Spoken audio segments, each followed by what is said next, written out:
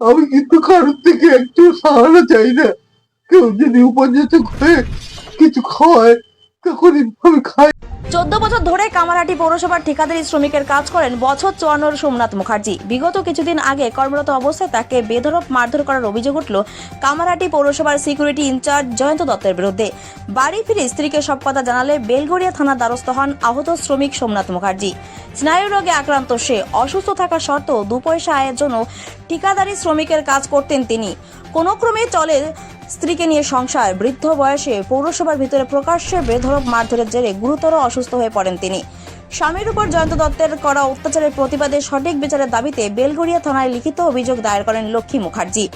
কামারহাটি পৌরসভার 9 নম্বর ওয়ার্ডের অন্তর্গত যদুনাথ মুখার্জি রোডে এলাকার বাসিন্দা সোমনাথ মুখার্জি। অত্যন্ত অভাব অনটনে চলে সংসার। দীর্ঘদিন ধরে তৃণমূল সুপ্রিমো মমতা বন্দ্যোপাধ্যায়ের অনুরাগী তিনি।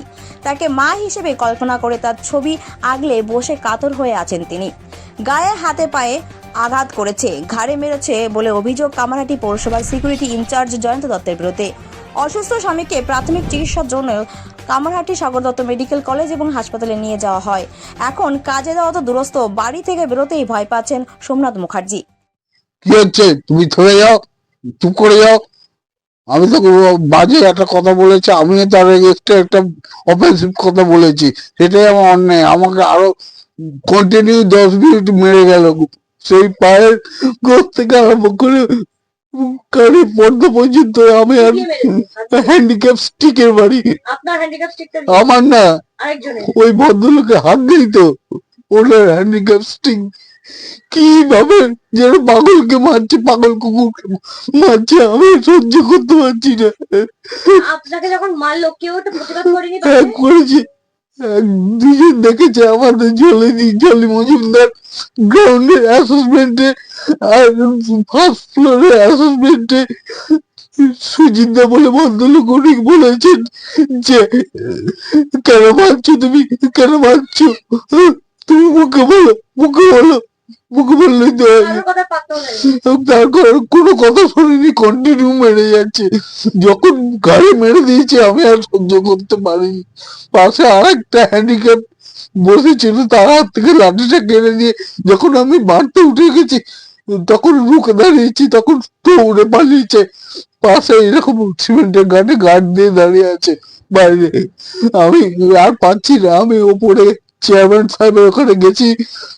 ওপর থেকে বলেন যে ওনার ঘরে ইন্টারভিউ হচ্ছে, এখন ঢুকতে দেওয়া যাবে না, আপনি 2 ঘন্টা। আমার অসুস্থ স্বামীকে কেন মারা হলো এর বিচার চাই। আমার স্বামী তো দিনের পর দিন কাজে গেছে, অথচ হাজিরা দেয়নি। দিনের পর দিন ওইখানে কাঁদতে কাঁদতে বাড়ি এসেছে। লিখে দিয়েছে। হ্যাঁ, দিনের পর দিন কাজে গেছে, কিন্তু আপনার স্বামী তো এমনি তো তার স্নায়ু মানে তার স্নায়ু রোগ রয়েছে, তিনি অসুস্থ। তা এই বয়সেও তিনি যে কাজে যেতেন, কোনোভাবে মানবিকতার জন্য কেউ এই সহযোগিতাও করেনি? না, কোনোদিন কেউ সহযোগিতা করেনি। উল্টে এবার আর এই জয়ন্ত দত্ত সম্পর্কে মানে কি বলবেন, চেনেন ওনাকে? জয়ন্ত দত্ত যে এরকম বিয়ে করলো, আমি এর প্রতিকার চাই। আপনি কি কোনদিন তার সাথে আলাপ হয়েছে, মানে কোনদিন আপনার সাথে আলাপ হয়েছে? না না, এই যে উনি যে আপনার স্বামীকে এভাবে কাজের মধ্যে প্রায়শই মারতেন, এটা কি আপনার স্বামী আগে আপনাকে বলতেন? আমাকে কোনো দিন জানায়নি। আমাকে তো মিউনিসিপ্যালিটি থেকে 10-12 জন ফোন করে আমাকে বলছে যে দাদার গাটা খুলে দেখুন। আমি তাও ভাবছি মনে হয় আর কি করছে আমার সাথে।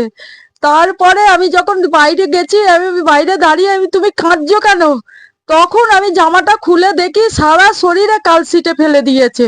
তা আমি যখন জিজ্ঞেস করলাম কে এটা করেছে, তখনও আমাকে কিছু বলছে না। গত বছর 4 এপ্রিল কামারহাটি পৌরসভার কর্মচারীদের কোঅপারেটিভ নির্বাচনকে ঘিরেও ছড়ায় উত্তেজনা। কামারহাটির প্রাক্তন সিপিএম বিধায়ক মানস মুখোপাধ্যায়ের অশান্তির খবর শুনে ঘটনাস্থলে এলে তাকে পৌরসভার ভিতরে ঢুকিয়ে বাধা দেন এবং বেলগড়িয়া থানার ভারপ্রাপ্ত আধিকারিক ও পুলিশ বাহিনীর সামনে ধাক্কাধাক্কি করে হেনস্থা করেন বলে অভিযোগ ওঠে কামারহাটি পৌরসভার সিকিউরিটি ইনচার্জ জয়ন্ত দত্তের বিরুদ্ধে। আর সেই প্রসঙ্গ টেনে ফের মন্তব্য করলেন কামারহাটির প্রাক্তন বিধায়ক তথা সিপিএম এর নেতা মানস মুখার্জি। তিনি বলেন, আরজিগড়ের কাণ্ডে মেয়েটি কর্মরত অবস্থাতেই ছিল, তার উপর অত্যাচার চালানো হয়, কিন্তু সেই সময় কর্মরত অবস্থায় মেয়েটিকে নিরাপত্তা দেওয়ার দায়িত্ব ছিল আরজিগড় হাসপাতালের কর্তৃপক্ষের। ঠিক তেমনই পৌরসভার ভিতরে কর্মরত অবস্থায় এক ঠিকাদার শ্রমিকের মারধর করা হলো, তার নিরাপত্তার দায়িত্ব কার?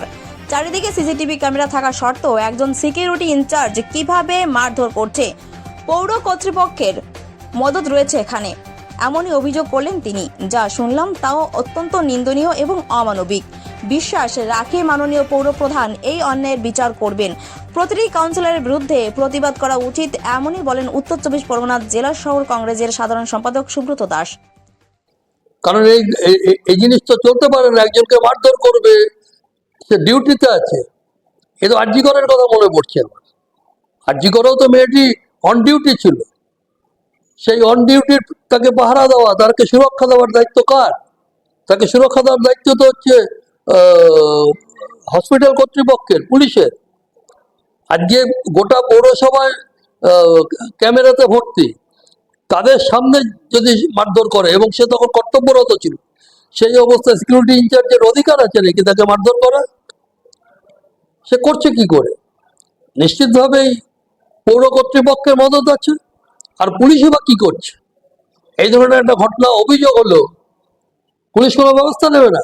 নিশ্চিতভাবেই পৌরসভা এই অভিযোগের পর পৌরসভা হয়তো ভুল কিছু বুঝিয়েছে পুলিশকে বা অন্য তথ্য দিয়েছে, তাই হয়নি। এবং আমরা কাল পরশুই থানায় বিক্ষোভ দেখাবো এই বিষয়ে। সোমনাথকে আমি প্রায় ছোটবেলা থেকেই চিনি। আমারই পাড়ার ছেলে, খুব ভালো ছেলে, ভীষণ ভালো ছেলে।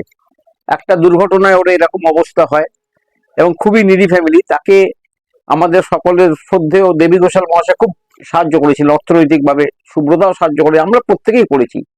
আমি কিছুদিন আগে ঘটনাটা শুনলাম এবং ভীষণ রকমের অমানবিক।